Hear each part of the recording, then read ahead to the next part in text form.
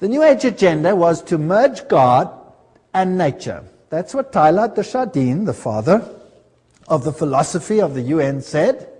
We must become pantheistic, eradicate male-female distinction, world peace, nuclear disarmament, one world government, one world religion. The organizations leading up to this, the United Nations, of course, Council of Foreign Relations, Trilateral Commission, Bilderbergers, Gorbachev Foundation, and the Club of Rome. And they've already put up a constitution which is known as the Constitution for the Federation of Earth. So we already have a world constitution. Now, obviously, if you want to bring about a situation like that, you have to influence the education of the world so that the mindset and the thinking of people is changed. So education is a very important point.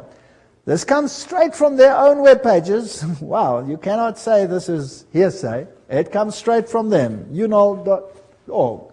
The world will not change and find peace if there is not a new education. Utant, former Secretary General of the United Nations. We need a new education. The old one's no good.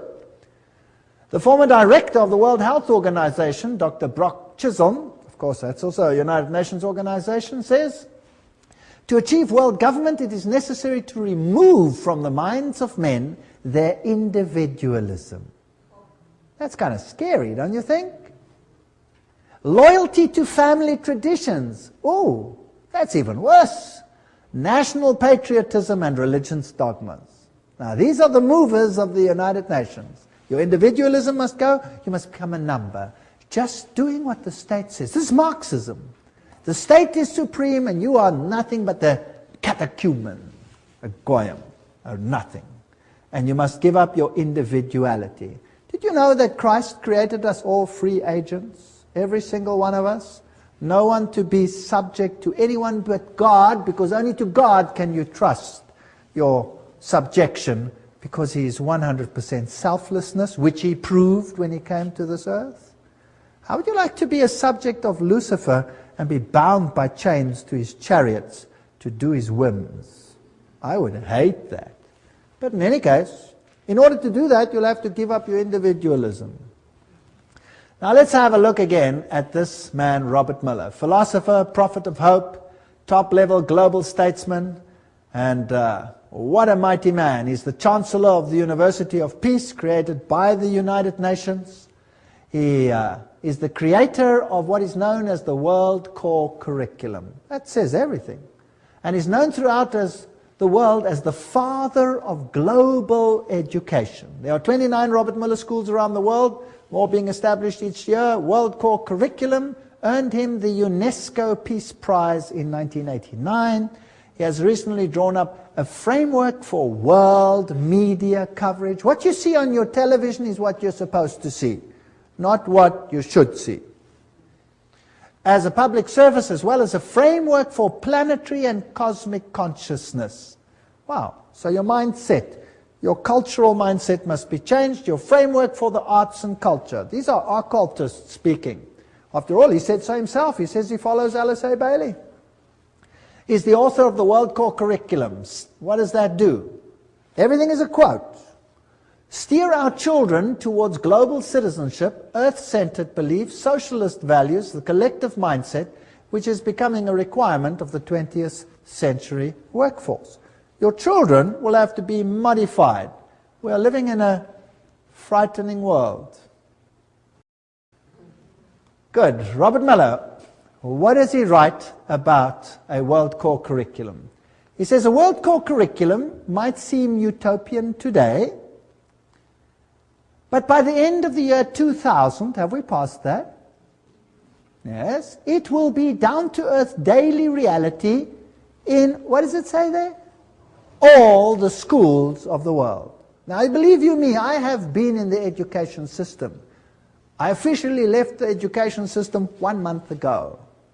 And what I have seen in the last few years, the changes are hair-raising. Hair-raising. If that is what is awaiting us, then God help this world. We've already seen, he says, the philosophy is based on Alice A. Bailey. And World Core Curriculum, this is unol.org, that is their own one.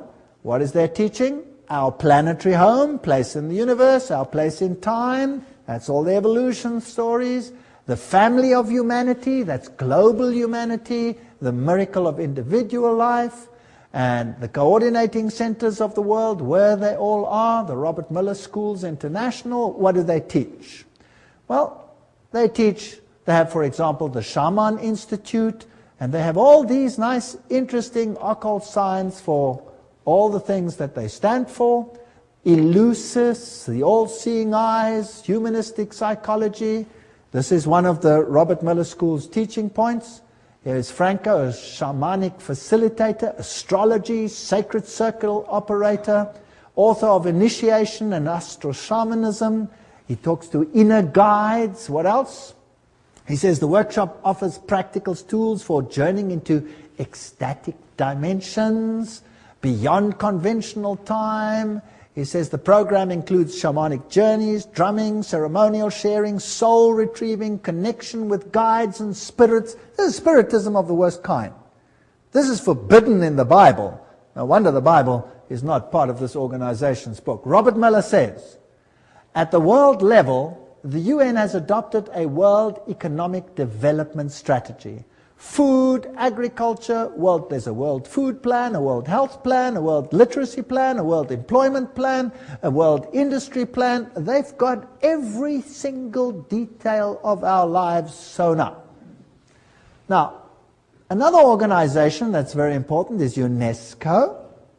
And let's just look at UNESCO. It's a sub-organization of the United Nations. Julian Huxley is the former director of UNESCO. He was Humanist of the Year.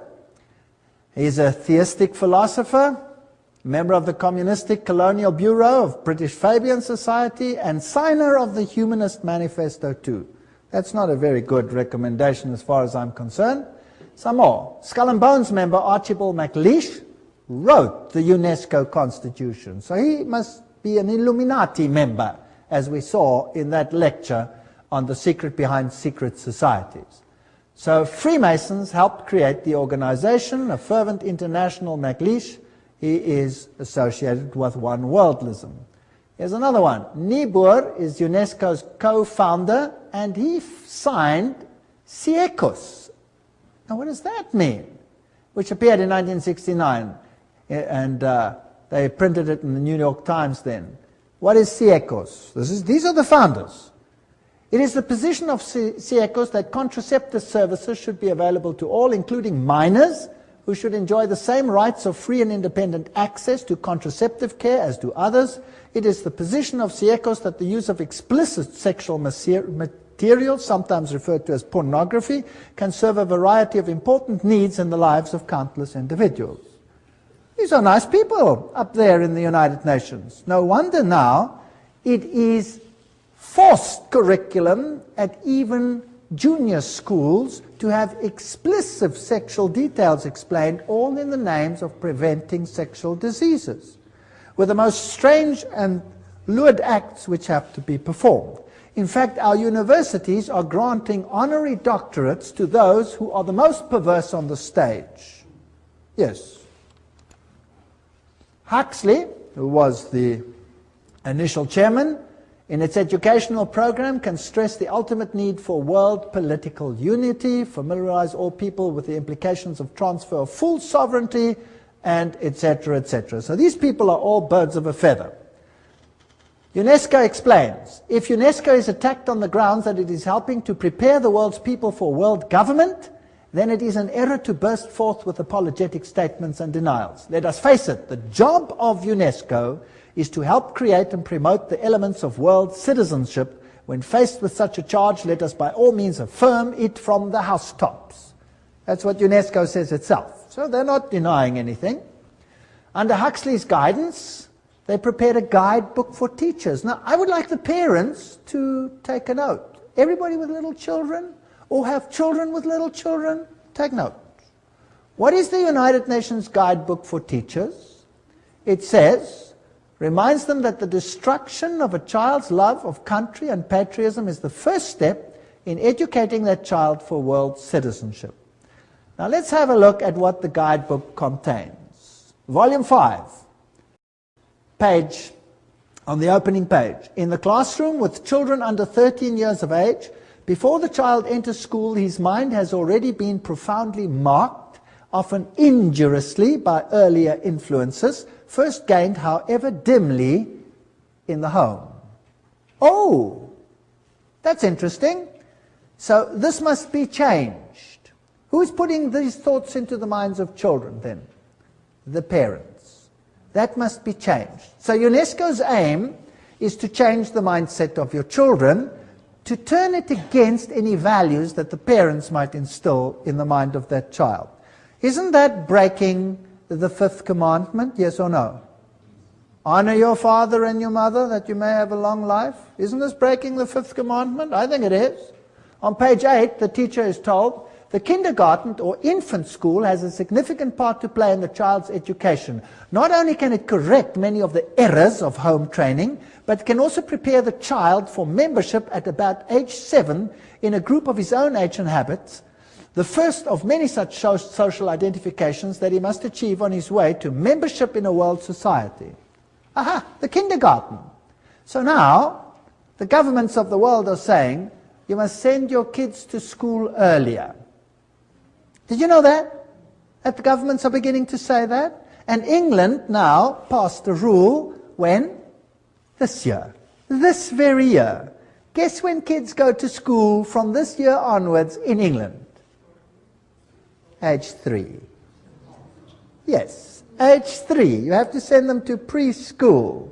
That's nice, and the mothers love it because they don't have to take care of the kids. But who's controlling the mindset of the kids? And who's behind it? Occultists. Page 58 of the guidebook to teachers says, as we have pointed out, it is frequently the family that infects the child with extreme nationalism. The school should therefore use the means described earlier to combat family attitudes. Now, nationalism is not their ultimate game. What is their real game? Religion. Religion. Volume 5, page 11. In our view, history and geography should be taught at this age at a universal history and geography. The study of history raises problems of value which are better postponed until the pupil is freed from nationalist prejudice, which is present surrounds the teaching of history. So the whole mindset of the child must be changed in the teaching program, and this is UNESCO's aim. Not a very, well, noble aim, I don't think, because the authority of religion and parents, especially Christian religion, will be undermined.